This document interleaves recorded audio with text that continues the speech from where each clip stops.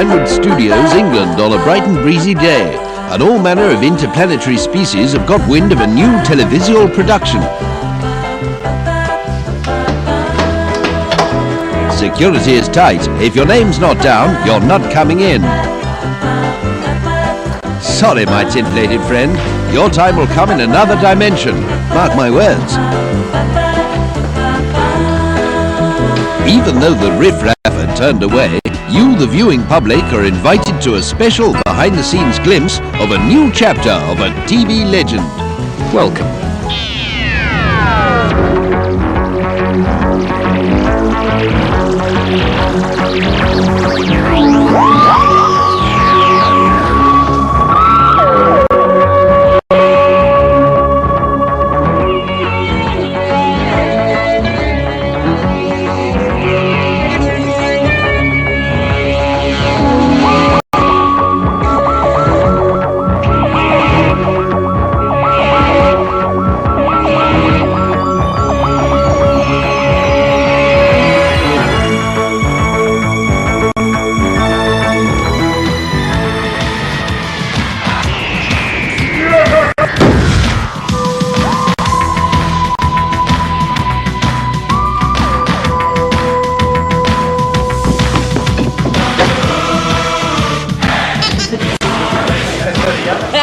It's a hectic 3-day shoot to bring the Doctor back to life for comic relief.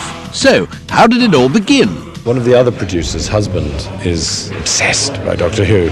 And so I think when she started to produce the show, he thought this was an ideal opportunity to actually write the Doctor for once. Having inseminated the producer, I obviously was obliged to work for Comic Relief at that stage. Since Sue, and it was Sue that I inseminated rather than Richard Curtis, suggested that we do a Doctor Who Comic Relief sketch because I like Doctor Who, and that was a minimum of research, really. It's a fantastic match with Comic Relief. What we always try and do is little tiny specials, using as many famous people as we can.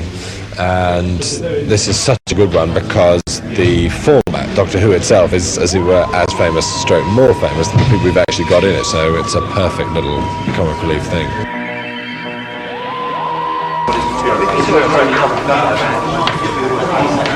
Where are we, Doctor?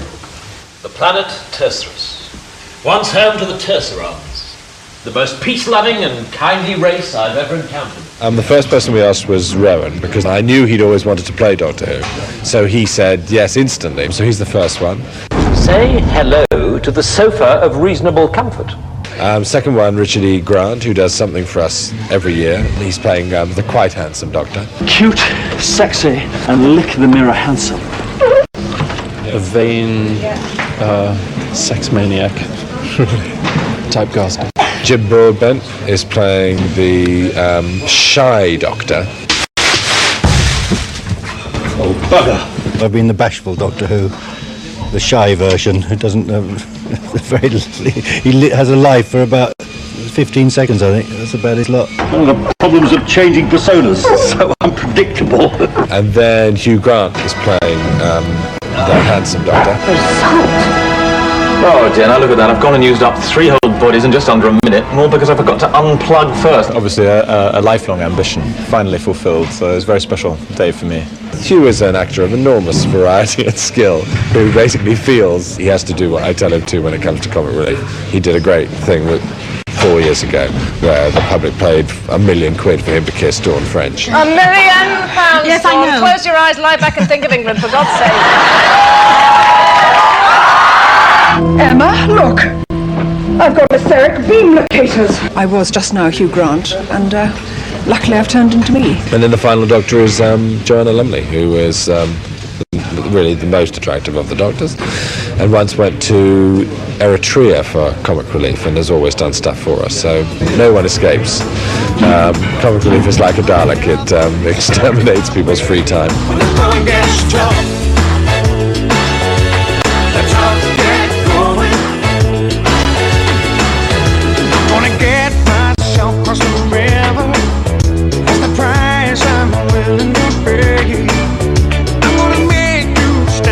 The hands. With With such a positive galaxy of top Hollywood talent on hand to play the Doctor, who on earth could portray his evil adversary? You know, if you're going to spy on me, you really should turn the speaker off. Well, Jonathan Bright's fantastic as the Master. I mean, he's just so brilliant. I mean, the funny thing is you can't imagine anybody else playing it. You know, I mean, I know everybody has, I think, but he takes the mantle so wonderfully. I mean, we looked at some of the old tape at the start. You know, I just showed him a couple of pictures, but he just had no real idea. I'm sorry, I cannot be referred to as Jonathan. You must call me the Master. Right?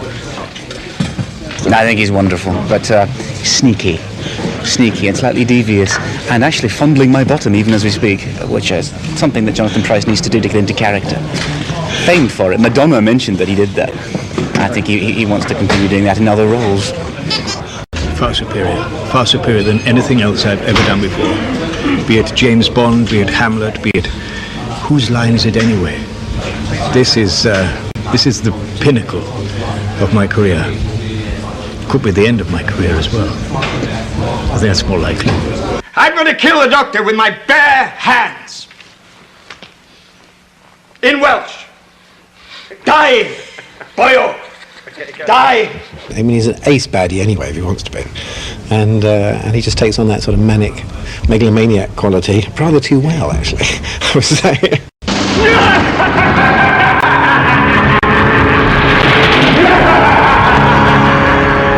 It's impossible to leave this part behind me. As you can see now, this is my tea break, for God's sake, and I cannot get rid of this part. It possesses me entirely. Of course, the Doctor never travels anywhere without his beautiful assistant. Together, they're the Richard and Judy of intergalactic space travel. Doctor, will you stop showing off? You've got something to tell the Master. Just tell him. The Doctor really benefits only by having an audience with him. In other words, if he didn't have his beautiful young assistant, Emma, or whoever with him at that time, I don't think he would behave the way he did. So I think one of the great things about it is the fact that he and the Master, both Time Lords, actually only operate in front of someone adoringly looking up at them saying, "How did you do that?" I'll explain later. And I think that is the key to their characters in all cases. They're basically show-offs. I can communicate with the Master by carefully controlled breaking of wind. Could I be tied to a different chair? Silence! Well, she never really got to do much, did she, the assistant? So it was always... For pity's sake, let me go! When you are told to speak! The only one I remember is Louise Jameson, who was a very sexy, sort of intelligent doctor's assistant. And I spoke to her a couple of weeks ago, and I got a few hints off her.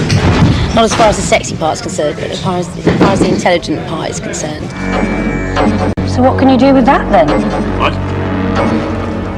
You don't know, do you? Yeah, it feels great, actually. I mean, a long time ago, I was asked to go for an audition for the real Doctor Who. I didn't really fancy it at the time, so this, I'm getting my chance to do it now. Sort of the spoof version of it, which is a lot more fun, and because it's for such a good cause as well. I anticipated, naturally. You're travelling back in time, and I travel back in time to an even further point in time I travelled back. And bribed the architect first. Time.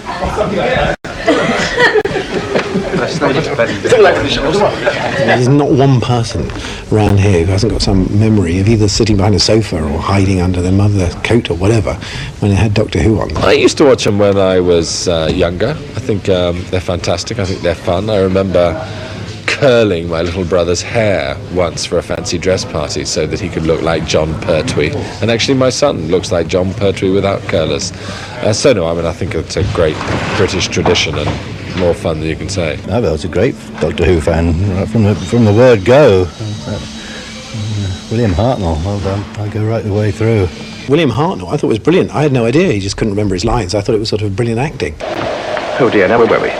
Ah, yes, of course, yes. I think William Hartnell was absolutely my favourite Doctor Who that has been involved in this process today. He looked remarkably like Joanna Lumley. I think it's extraordinary how he has transmogrified himself after all these years, come back to join us in this wonderful enterprise. You've come back to life, and this time, you're a woman. Really?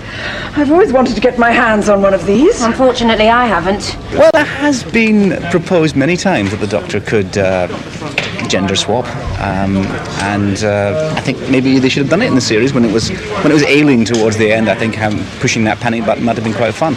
But then, if you're going to cast a female Doctor, I think we've got the best one you could possibly have. You are rather gorgeous. I'm not bad, am I? I feel as though as long as it's all right by Stephen Moffat, it's all right by us, because he feels as though that was always a possibility. And I think it was mooted at some point that the Doctor might be a woman. He's not human.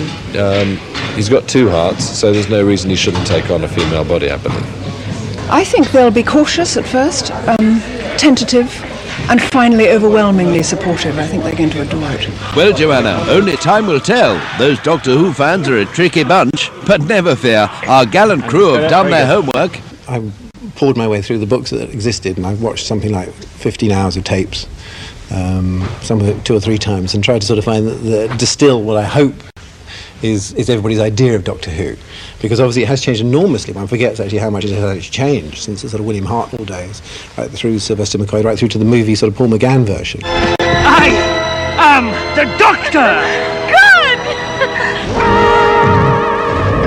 Pain, tears and torture, all part of the thespians' efforts to immerse themselves in the characters of Doctor Who. It's a psychological minefield, even for our trained professionals. I find the inspiration for the role of Master to come from the cosmos itself. I draw my energy from various zectronic energy beam controllers which are facilitated around the set. And tea. I find tea helps.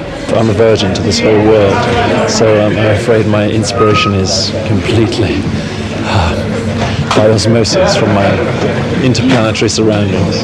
No idea what I do.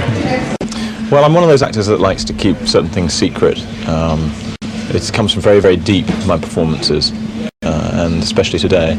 And if you don't mind, I'd like to keep that sort of to myself.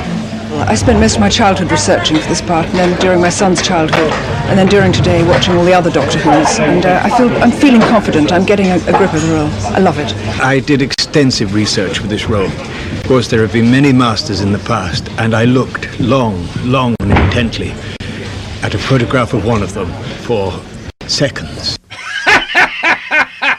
You know, the master's laugh it's not really a laugh.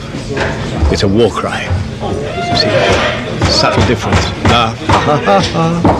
Master is I'm coming to get you. I'm coming to kill you. You see? You see the difference? It's a marvelous process. It's come from years of watching Brian Blessed work.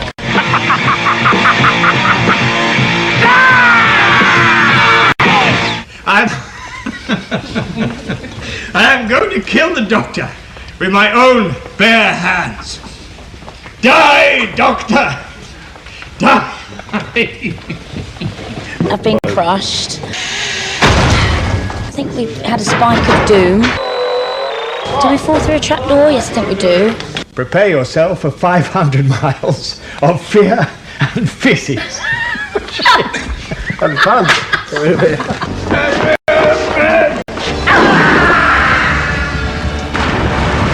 Don't worry, I believe he knows the way out.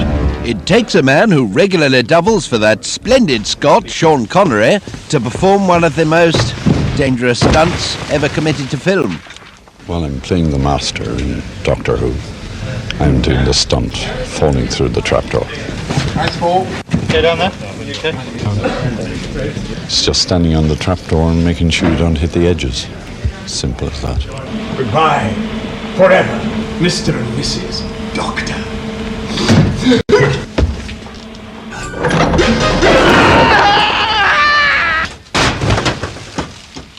And that's basically it.